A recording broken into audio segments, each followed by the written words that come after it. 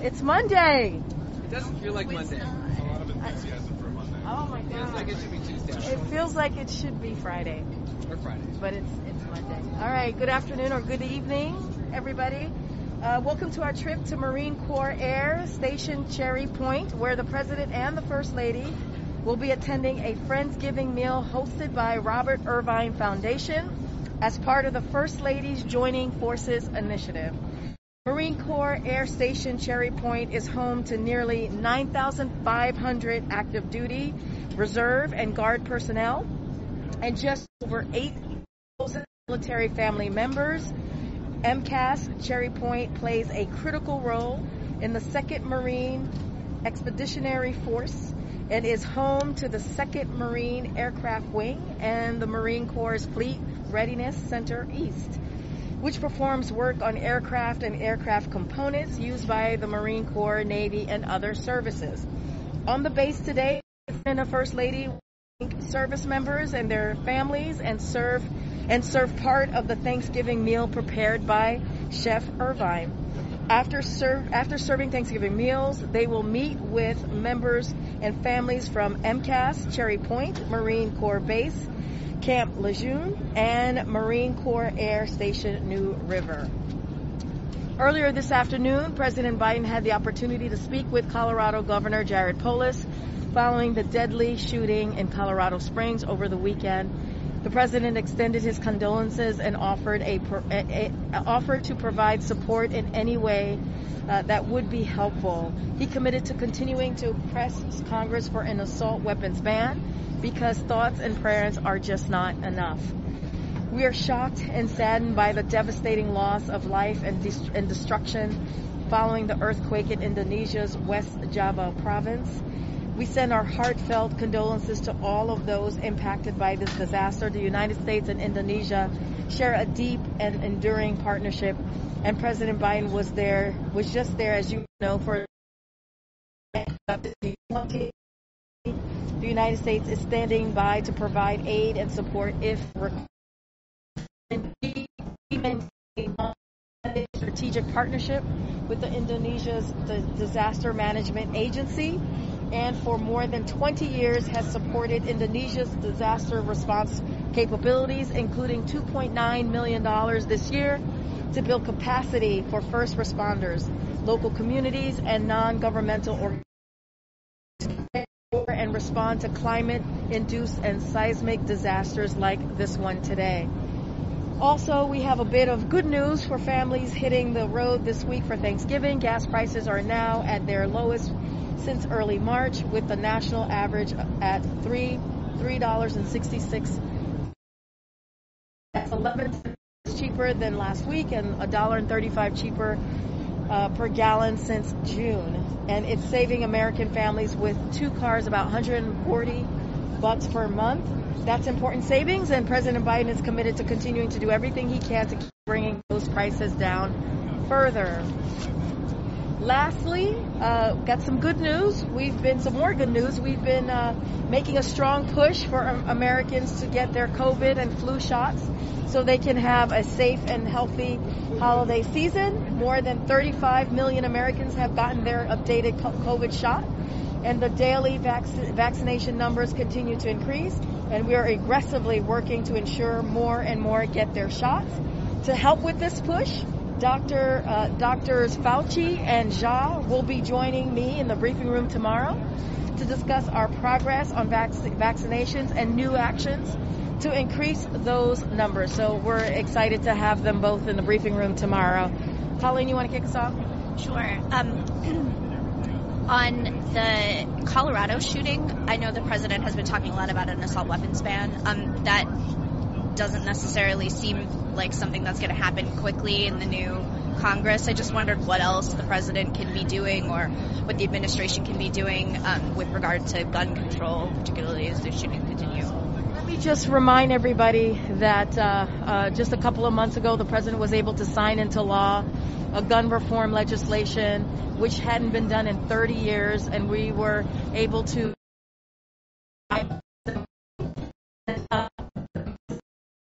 understands that it doesn't stop there, that we need to do more, especially with assault ban weapons. So we need to do the work. But again, remember, what we were able to do a couple months ago would happen. So look, again, the President and the First Lady are truly saddened and send their condolences to the families who lost their loved ones.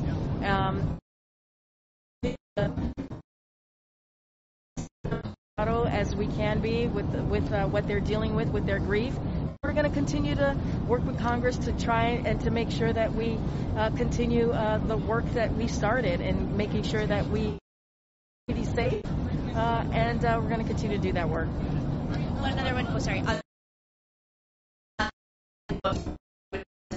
He was in the last, knocking down the last rail strike. You can give us an update on where it stands and what's happening with it. I think you guys got a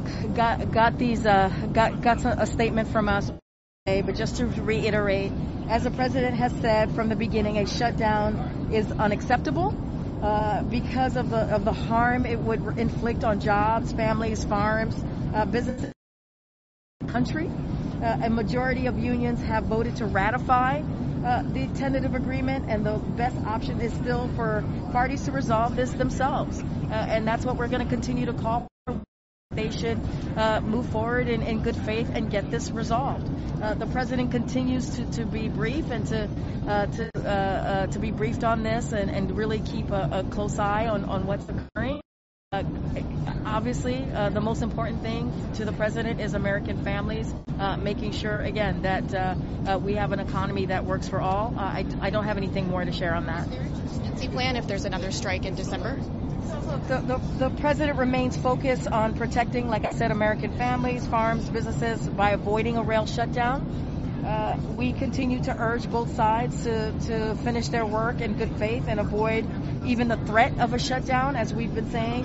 But like we do for all issues, our team is preparing and planning for all possible outcomes, even as we continue to work to avert a shutdown. But our priority is making sure that we even avert the shutdown. Is your team going to be involved in?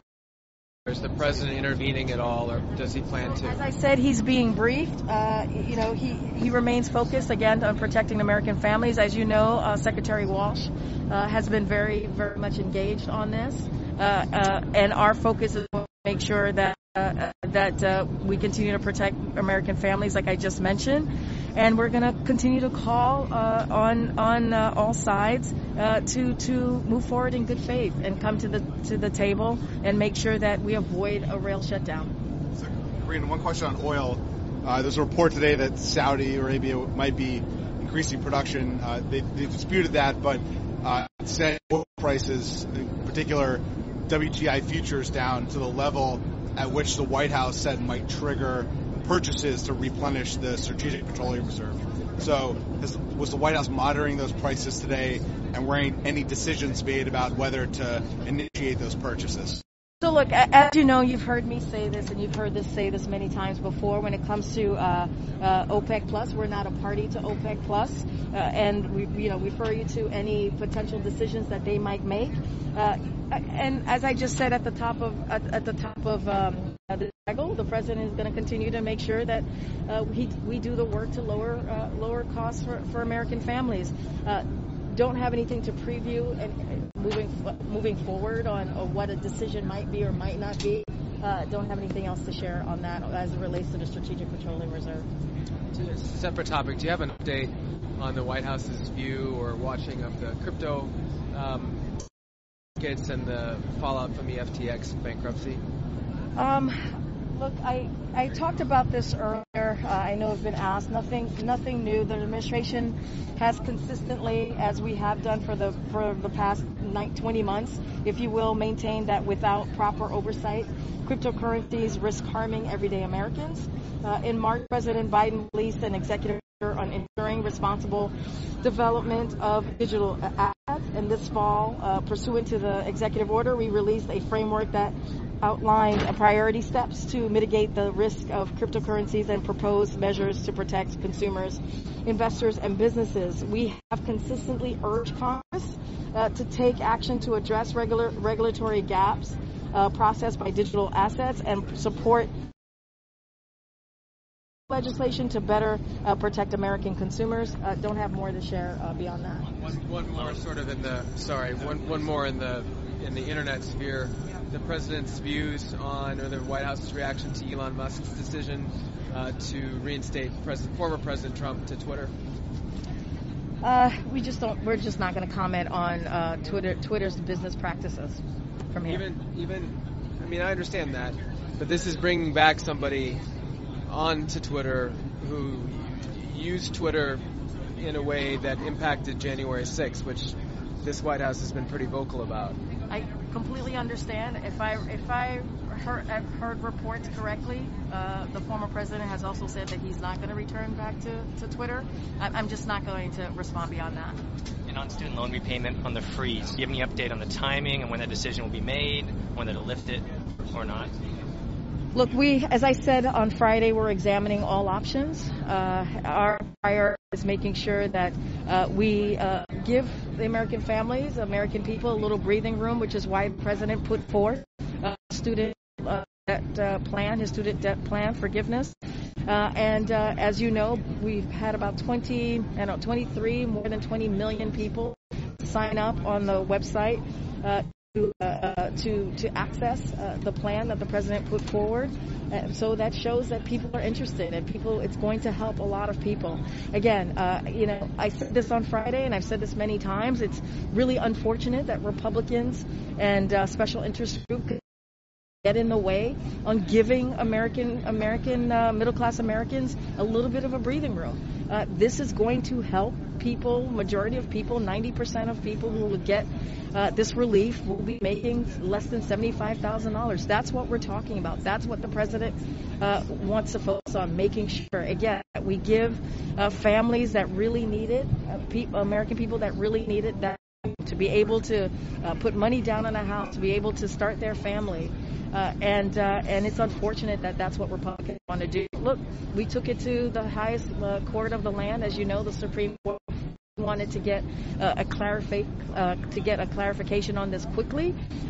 So we're confident in that process. Do you have putting contingency plans in place or anything, given how the court has tendency to lean these days?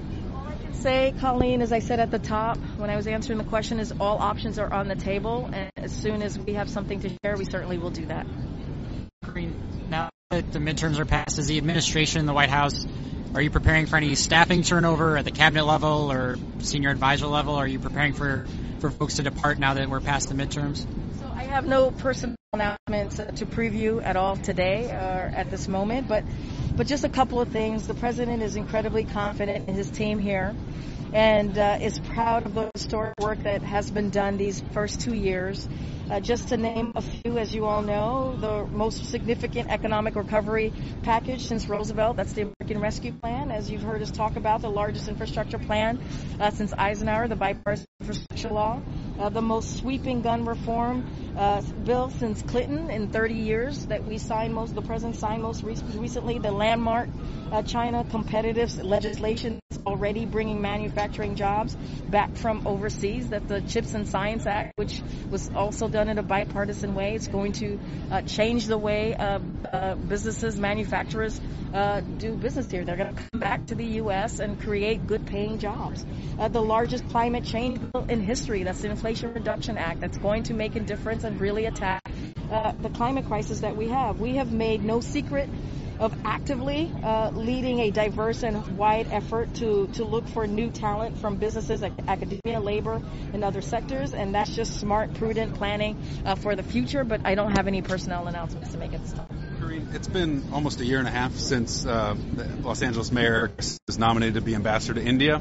I know there's a lot that is you're trying to fit into the lame duck session of Congress, but is the White House going to push the Senate to finally get a vote on Mayor Garcetti's nomination? I mean, that India is an important enough relationship that there should be an ambassador in place at some point. Absolutely. India is a very important relationship that we have. You saw the president greet and meet very briefly with Prime Minister Modi just last week when he was in Bali. So really, it's an important relationship that